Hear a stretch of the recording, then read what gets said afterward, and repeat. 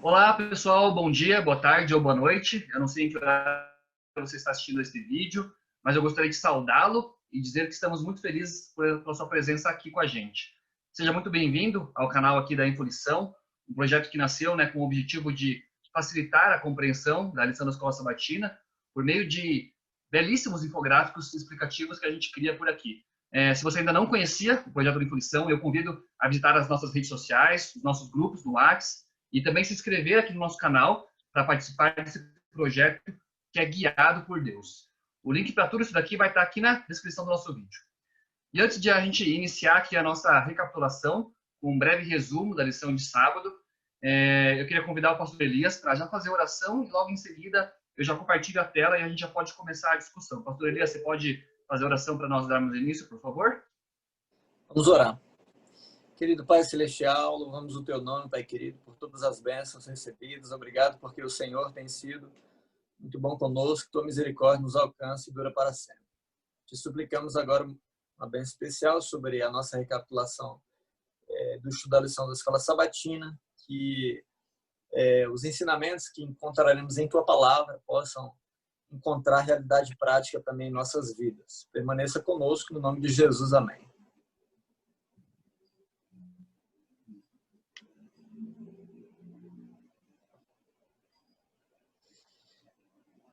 Muito bem. Nós, essa semana, estudamos a lição de número 10, que tem por título um modo envolvente emocionante de se envolver. Né? Nós estudamos durante essa semana exatamente a vida da igreja no sentido da comunidade. Né? Nós entendemos aí, nós encontramos na parte de sábado vários exemplos, né? De que Deus criou os seres humanos exatamente como seres sociais e o modo de viver em comunhão é um dom, de fato, que vem do próprio Deus. Né? E nós encontramos de modo especial no Novo Testamento o exemplo da igreja primitiva, que crescia. Não é? O livro de Atos conta exatamente essa história. A igreja primitiva crescia, avançava em fé, em número de membros, em número de pessoas, e eles avançavam exatamente tendo como base a comunidade cristã. Não é? Inclusive, no infográfico aqui de sábado, nós citamos aqui algumas particularidades que havia dentro da experiência da igreja primitiva. Não é? Nós precisamos entender, queridos, que no Novo Testamento a igreja se reúne várias vezes, encontrada exatamente nas casas das pessoas, né? Ou em outros lugares. A palavra igreja no Novo Testamento, ela nunca se refere, se referindo à igreja do primeiro século, né? Ela nunca se refere a um templo, a um local específico. De sábado, nós citamos aqui algumas características exatamente da comunidade dos crentes do primeiro século. Né? Os crentes eles realizavam reuniões regulares. Atos capítulo 2 fala que eles estavam diariamente no templo de Jerusalém. Digo isso nos primeiros anos, né? Eles passaram ali muitos anos em Jerusalém. Não apenas se reuniam no templo diariamente, mas eles se reuniam também de casa em casa, né? Na casa dos irmãos, partindo o pão, recebendo também a ceia do Senhor.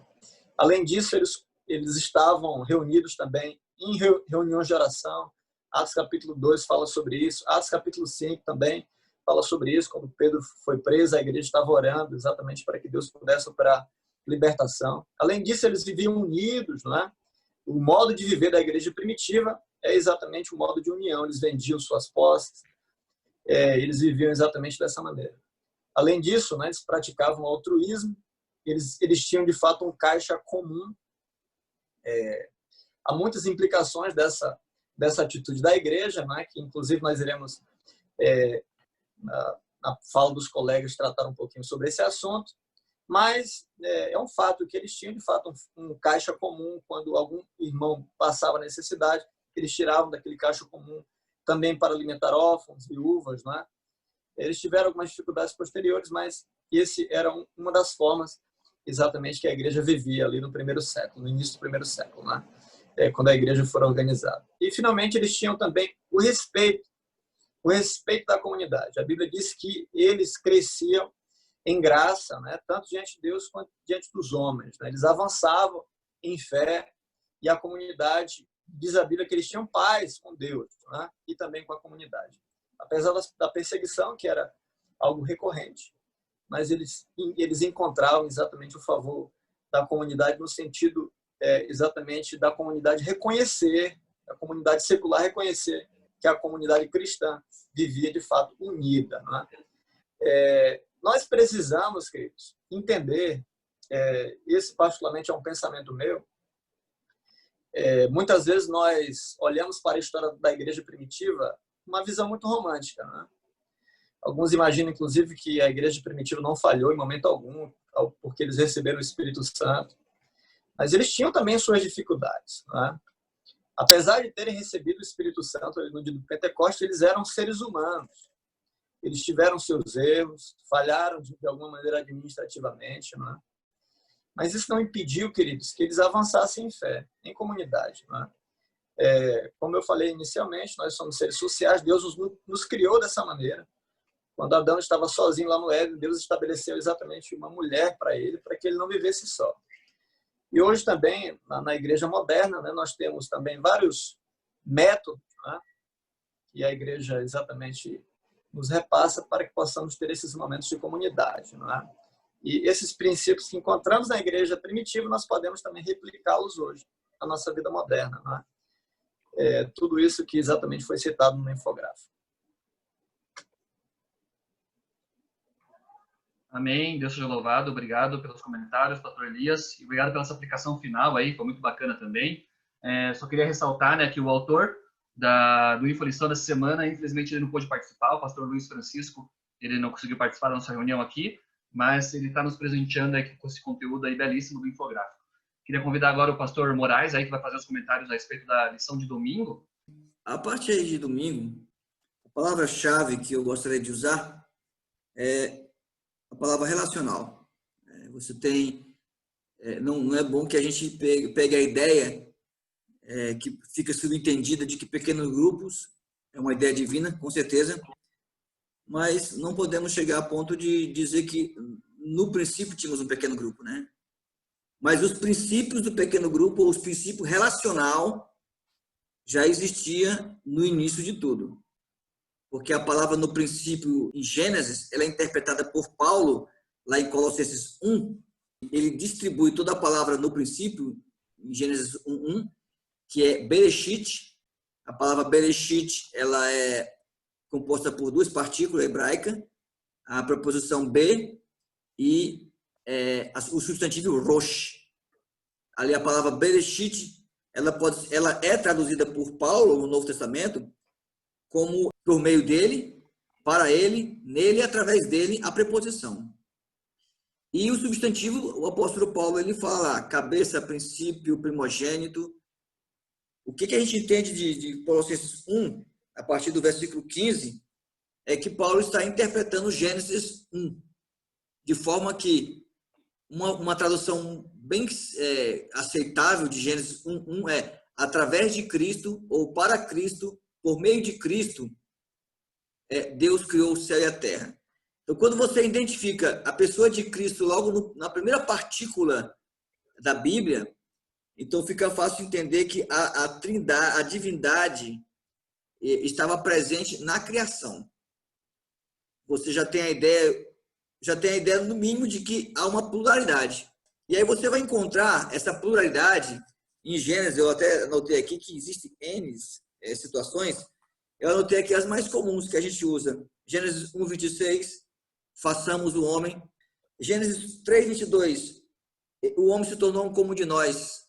Gênesis 11:7, desçamos e confundamos. E o último que eu coloquei foi Isaías 6:8, quem há de ir por nós? E você vai entender que durante toda a Bíblia, tanto no Novo ou Antigo Testamento, você vai encontrar a divindade em... Aqui o gráfico eu achei muito interessante. Você vai encontrar ele trabalhando de forma organizada. Na criação, a divindade vai colocar a estrutura da terra, depois vai criar os seres vivos, prepara todo o ambiente e adiciona a cereja do bolo, coloca Adão e o casal. E também há uma harmonia entre o Espírito Santo, entre a pessoa de Jesus e a pessoa de Deus, em todo o processo. E a criação, ao contrário de que todos dizem aí, que foi algo, um Big Bang, uma grande explosão, até creio que foi uma grande explosão, né? Imagina a luz saindo da boca de Jesus, de Deus, da criação, a 300 mil quilômetros por segundo, né? Mas ela foi uma explosão intencional. A criação, a intenção da criação. Então, a partir de domingo, eu quero, assim, ser bem cuidadoso a dizer que não podemos encontrar ali na Trindade, na divindade, um pequeno grupo, mas encontramos elementos do pequeno grupo. Encontramos ali harmonia, que deve haver, encontramos uma relação harmoniosa, organizada, intencional e, sobretudo, o amor, né? É impossível você amar sozinho.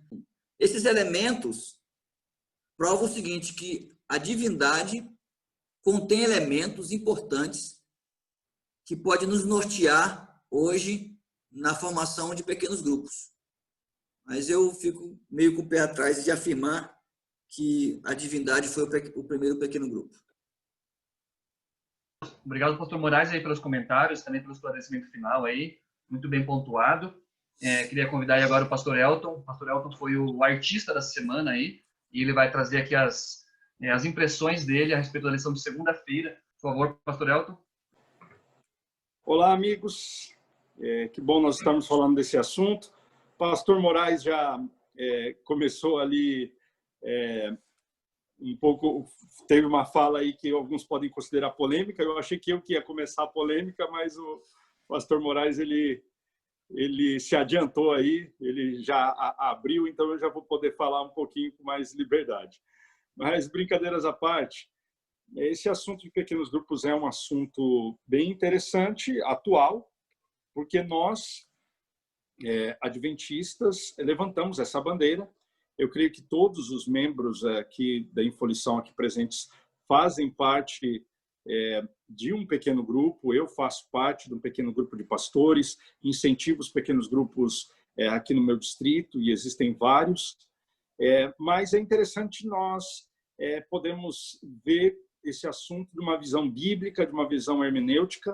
Então, por isso que na primeira parte, no primeiro infográfico de segunda-feira, nós vemos aqui alguns princípios hermenêuticos, alguns princípios de interpretação que são importantes quando nós queremos fundamentar uma estratégia, queremos fundamentar um programa da igreja com base na Bíblia. Então, vamos ver quais são esses princípios. O primeiro princípio é perceber o assunto principal, ou seja, entender qual foi a intenção do texto, do autor. Qual foi a intenção do autor? Por exemplo, no exemplo do que o pastor Moraes falou, a intenção lá de Gênesis era falar que a Trindade era um pequeno grupo? Não.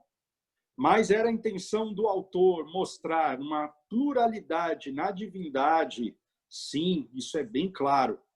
Então, em cada caso, nós podemos tentar descobrir qual foi a intenção do autor. Então, eu creio que esse é o primeiro passo. Segundo é entender o contexto histórico. Quando você entende o contexto, quando você entende a realidade daquela passagem, daquela porção estudada, você consegue entender e fazer um paralelo com o nosso tempo. Você consegue ver quais são as diferenças do contexto histórico daquela época com as nossas e quais são as semelhantes. Então, quando você vê as semelhanças e as diferenças, você consegue fazer um ponto de contato. Terceiro, identificar os princípios fundamentais. Então, muitas vezes, nós não vamos conseguir traçar um paralelo exato com a modernidade, com o tempo que nós vivemos, mas nós conseguimos, sim, distinguir os princípios fundamentais. Tem um autor que eu gosto muito, que é o Graham Osborne, que ele fala que nós deveríamos pregar mais sobre o Pentateuco, principalmente para a parte legal, a parte das leis de Israel, e que muitas vezes nós não fazemos isso porque achamos que aquilo é só para Israel. Isso é um evangélico dizendo.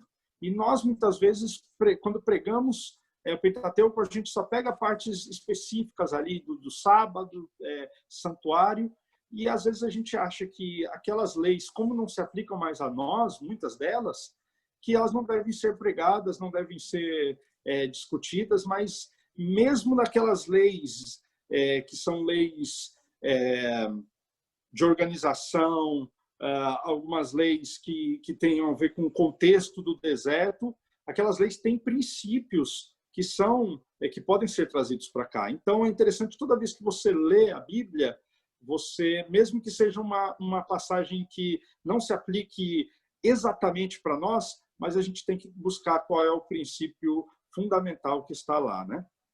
Terceiro ponto, detectar os elementos narrativos, ou alguns autores gostam de chamar dos elementos descritivos. Como o pastor Elias disse na parte de sábado, nem sempre nem sempre o que a Bíblia narra ela está narrando aquilo que deve ser feito. Eu vou dar um exemplo aqui. Quando você lê a história de Gideão, que ele queria receber um sinal de Deus do que ele deveria fazer, daí fez aquela questão lá do novelo de lã.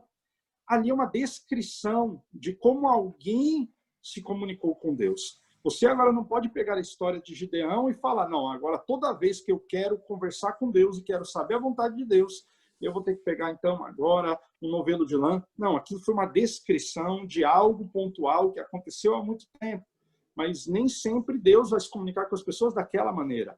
Então, a gente tem que entender quais são os elementos narrativos ou descritivos e diferenciar eles dos elementos prescritivos ou normativos. Entender esses componentes. Então, às vezes, nós vamos ver elementos que só descrevem uma situação. Às vezes, nós vamos ver elementos que estão dizendo uma regra para os nossos dias também. E, com isso, nós vamos definir os limites comparativos. Porque toda comparação da igreja atual com o povo de Deus no passado, as comparações são limitadas. E a gente tem que ter isso bem claro em nossa mente.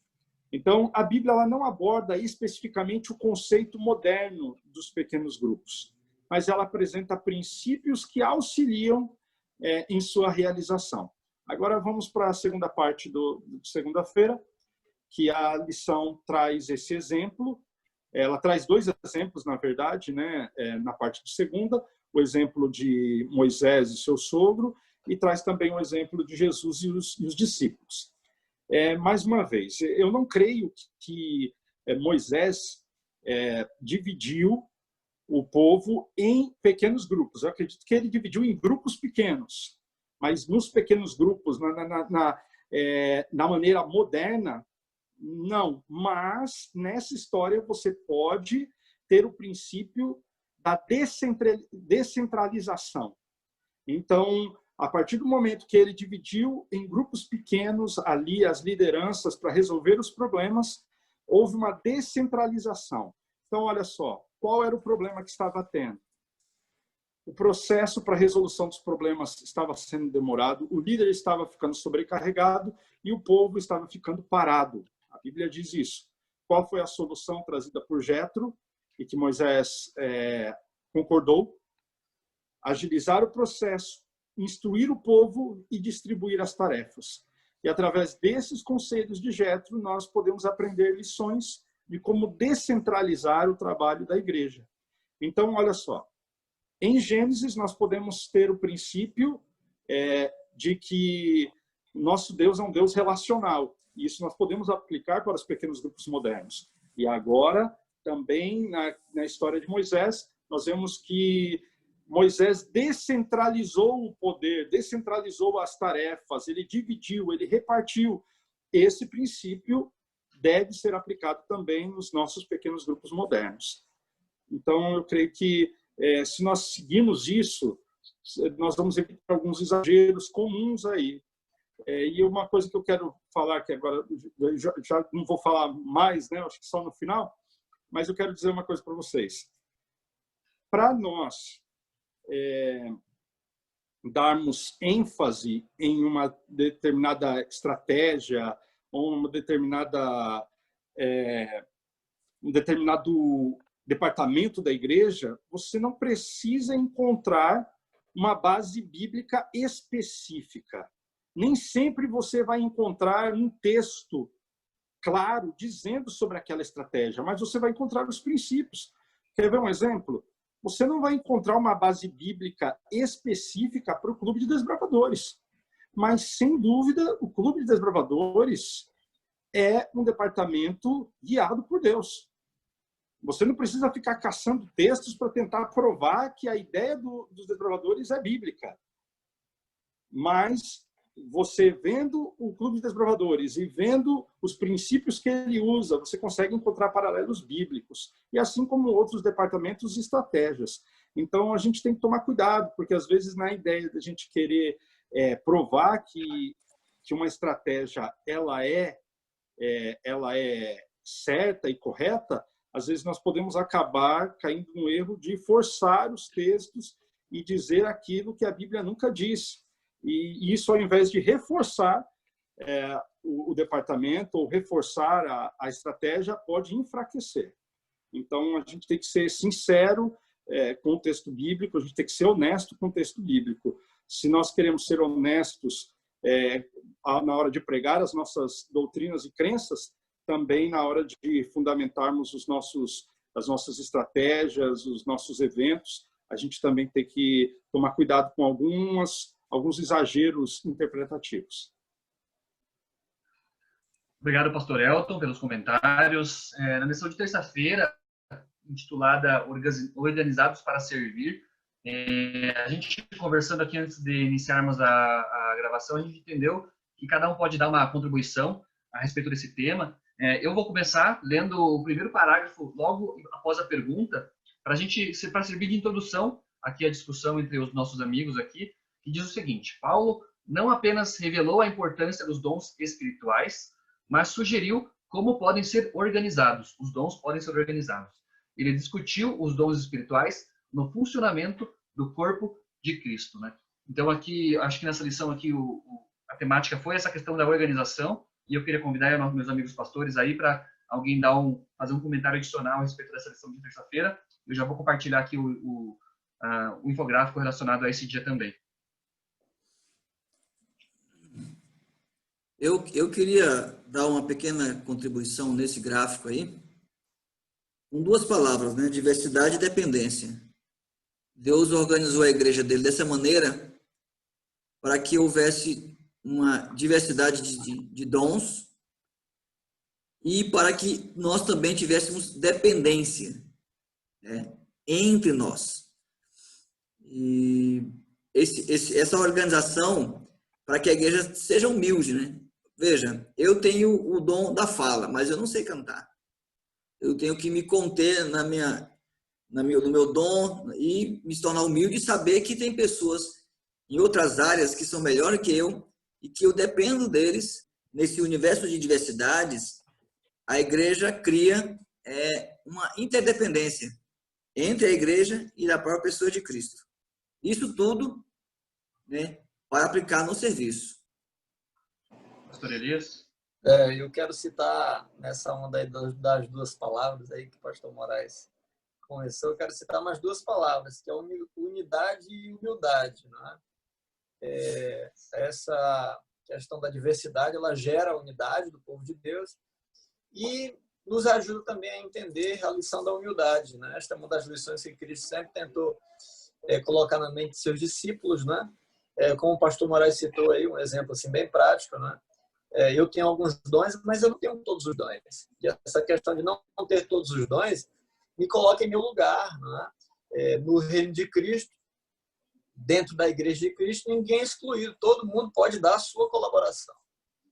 Inclusive, há um texto da senhora Ellen White que eu particularmente sempre leio com os irmãos da minha igreja, do meu distrito, né? Está no livro Eventos Finais, quando ela fala da chuva serôdia, né? Ela fala que a nossa oração, a oração do povo de Deus, a gente não deve ficar preocupado quando a chuva serôdia vai cair, né? A nossa preocupação é o seguinte, que ela cai em meu vaso, né?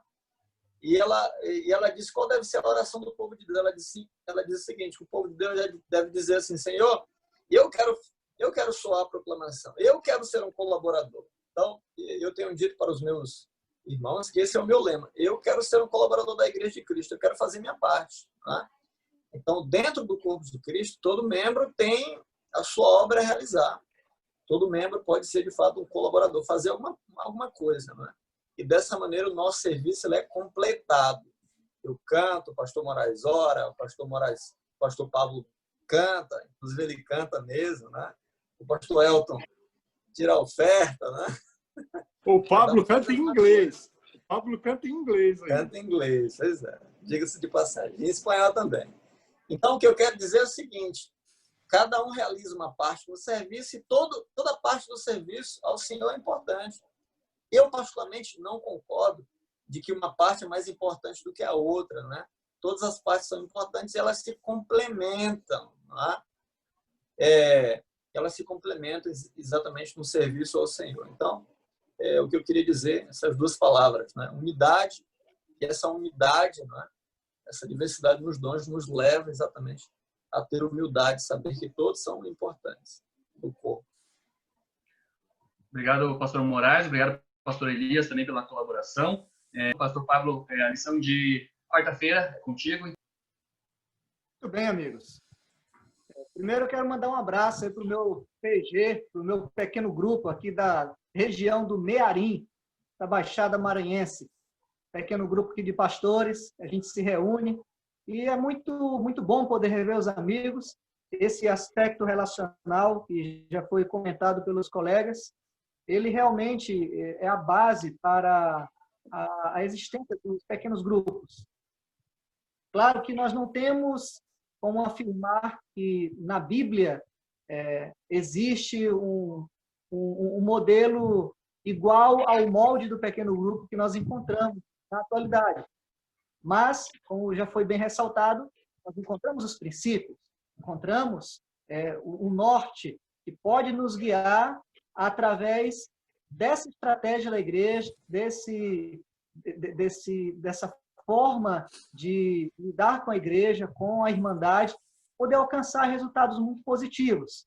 Através de grupos menores de pessoas, existe mais interação, existe mais participação, e isso ajuda no desenvolvimento dos dons, que era o que estava falando. Às vezes a pessoa fica inibida em manifestar algum talento, algum dom diante de muitas pessoas. Mas diante de um grupo mais íntimo de pessoas, ela pode desenvolver os seus dons e assim contribuir com a pregação do Evangelho. Pode mostrar aí o gráfico, Harada, por favor? Em Atos, no capítulo 18, nós encontramos uma lista de pessoas que apresentavam algumas características bem interessantes. Né? Primeiro, elas eram pessoas trabalhadoras. Nós encontramos em Atos, capítulo 16, o exemplo de Lídia, e também da sua hospitalidade e da sua missão, do seu senso de missão, de pregação do Evangelho. Ora, essas características, elas são ensinadas e são desenvolvidas nos pequenos grupos. E olha, algo muito interessante é que quando participamos de um pequeno grupo, nós não precisamos ter uma função específica, um cargo na igreja para participar de um pequeno grupo. Martin Luther King Jr. dizia que nós não precisamos de um diploma universitário para servir. Nós precisamos apenas ter boa vontade, precisamos ter disposição. E está justamente aí o aspecto prático dos pequenos grupos. Eles ajudam as pessoas a trabalhar para Deus nas suas variadas atividades, nas suas variadas habilidades. E é muito interessante esse primeiro ponto aí, que eles eram trabalhadores. As pessoas que mais desenvolvem os seus dons na igreja são justamente as pessoas que são mais ocupadas na sua vida pessoal, na sua vida profissional. pode observar que as pessoas que são mais ocupadas são aqueles que mais trabalham na igreja também. Da mesma maneira, aqueles que são mais acolhedores no seu ambiente de trabalho, no seu ambiente familiar, também manifestarão esses dons na igreja, nas atividades da igreja, do seu pequeno grupo, e irão atrair, irão cativar pessoas para também fazerem parte desses grupos. E tudo isso desemboca no aspecto missionário. Quando nós dedicamos o nosso tempo, quando nós dedicamos a nossa atenção às pessoas, nós iremos conseguir realmente alcançá-las. E justamente aí que o pequeno grupo ele entra, porque esse aspecto relacional de darmos atenção às pessoas, de atrair as pessoas pela amizade, pelo relacionamento, nós conseguimos alcançar o seu coração e apresentá-las a Jesus Cristo, apresentá-las ao melhor amigo, ao Salvador, que é o Senhor Jesus Cristo. Então, cada um pode contribuir para a pregação do Evangelho a partir do conhecimento pessoal que ele tem de Jesus Cristo. Porque quando aprendemos a nos relacionar com Jesus, nós iremos manifestar esse relacionamento, iremos compartilhar o relacionamento com as outras pessoas. Daquilo que nós aprendemos de Cristo, nós iremos compartilhar com as outras pessoas. Então, que o pequeno grupo ele seja visto, como o pastor Elton muito bem ressaltou, como algo muito importante na igreja e que nós não necessariamente iremos encontrar nos moldes atuais um pequeno grupo ali citado na Bíblia, mas iremos encontrar os princípios que irão nortear a sua implantação, o seu desenvolvimento e os seus resultados muito positivos, tanto para os próprios membros da igreja permanecerem fiéis, ligados a Deus, quanto alcançarem outras pessoas também. Amém. Muito obrigado, pastor Paulo, pelos comentários. Na lição de quinta-feira, que ficou sob a minha responsabilidade, o título é A Dinâmica dos Pequenos Grupos. Mas antes eu queria começar da mesma forma que o pastor Paulo começou, mandando um abraço aqui para os membros do pequeno grupo do qual eu pertenço.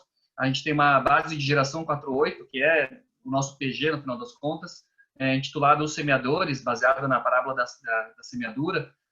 Um grupo de jovens, aqui no distrito onde eu congrego, eu sou líder jovem, a gente organizou esse PG, até antes da pandemia, a gente se reunia todas as sextas-feiras à noite, e sempre era uma bênção, sempre era muito gostoso, comida boa, como sempre tem que acontecer no PG também, e acontecia nesse PG, né, o que a lição de quinta-feira fala que tem que acontecer, testemunho e serviço, né, a gente entende que esse pequeno grupo ele precisa edificar uns aos outros, precisa também servir, atuar como um momento onde a gente pode compartilhar testemunhos, experiências marcantes que a gente teve durante a semana.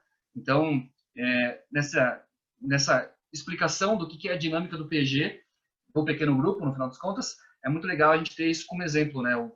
Para que serve o PG, ou os princípios que a gente pode tirar da Bíblia a partir do pequeno grupo, né? Vou compartilhar aqui a tela para a gente poder extrair algumas informações dos infográficos, que foram 2 preparados para esse dia, né?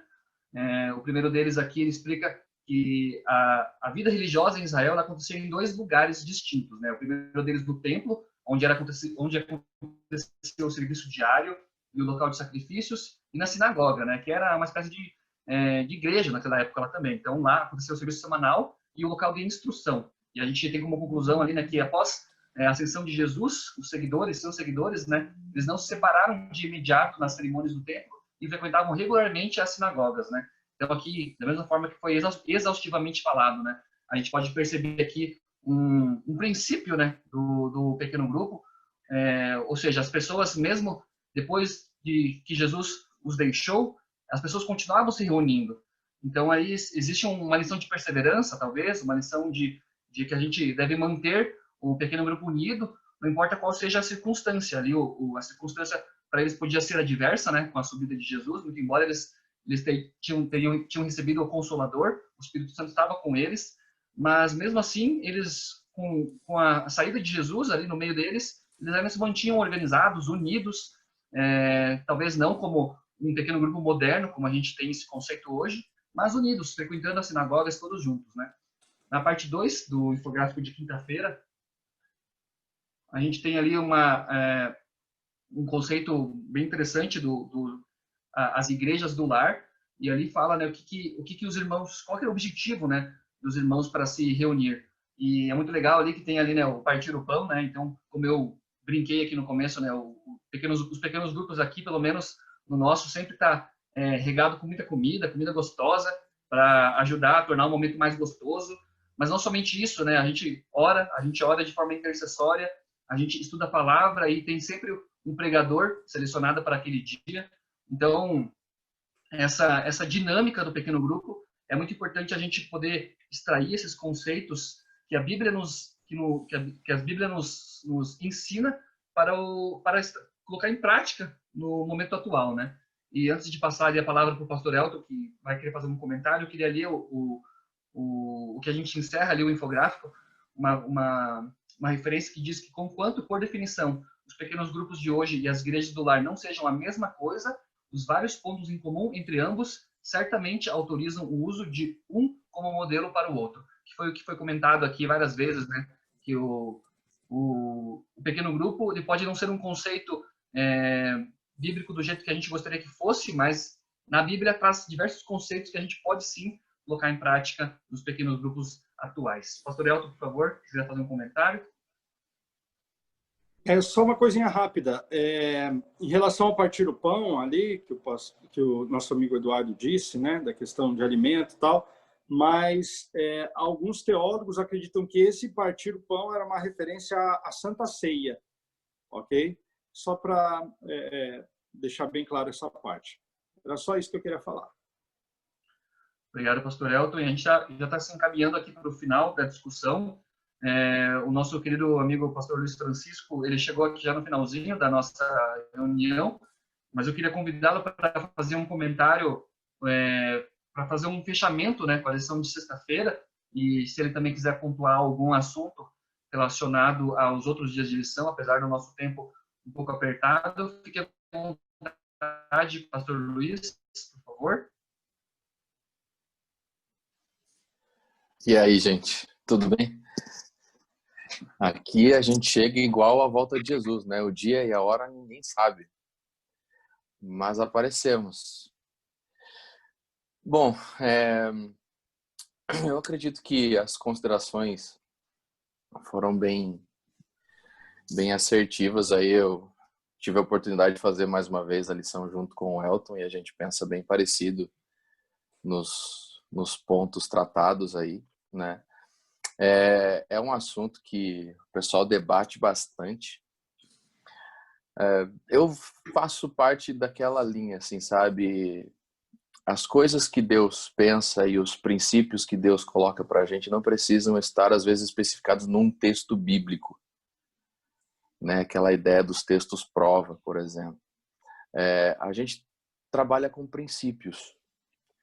E o princípio básico de uma comunidade cristã é viver em relacionamentos saudáveis. E esses relacionamentos saudáveis giram em torno disso que a gente estudou durante a lição, né? Então, partir o pão juntos, celebrar a ceia do Senhor juntos, orar juntos, pregar o evangelho juntos. Se esse tipo de convívio em comunidade não existe igreja, na verdade. Não existe corpo.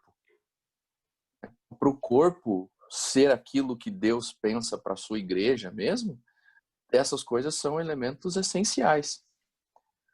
Uma das formas de se viver isso é em pequenos grupos. Eu acho que isso é um meio mais simples, até para quem frequenta igreja grande, por exemplo. Algumas pessoas que estão assistindo a gente aqui podem frequentar igrejas grandes, e para aqueles que frequentam igrejas grandes, esses movimentos de pequeno grupo são extremamente saudáveis, eles facilitam os relacionamentos, né?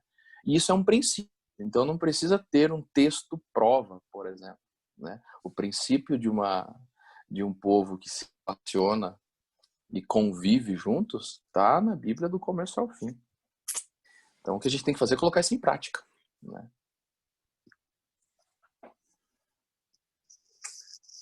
Amém. Obrigado, pastor Luiz, aí pelos seus comentários finais aqui. Eu queria convidá-lo para fazer a nossa oração final, para também nos despedirmos aqui dos que estão nos acompanhando. Uhum. Fazemos sim. Então vamos lá, fecha os olhos aí, vamos orar juntos. Pai querido, nós agradecemos a Ti por mais essa semana que estamos completando na Tua presença, por mais essa oportunidade de poder estudar a Tua palavra juntos, de poder crescer na graça, no conhecimento. E esses elementos, Pai, que nós aprendemos de convívio em comunidade, de conexão com o corpo de Cristo nessa semana, façam parte do nosso cotidiano também. Que a gente aprenda a conviver com os nossos irmãos, crescer juntos, partilhar das bênçãos de Deus e da missão que o Senhor nos deu juntos. Que a gente tenha um sábado abençoado, é o que nós te pedimos, em nome de Jesus. Amém. Amém. Obrigado, amigos pastores. Obrigado para você que está nos acompanhando aqui. Não se esqueçam de se inscrever no nosso canal, compartilhem esse vídeo com os seus irmãos e até o próximo sábado. Até mais, pessoal.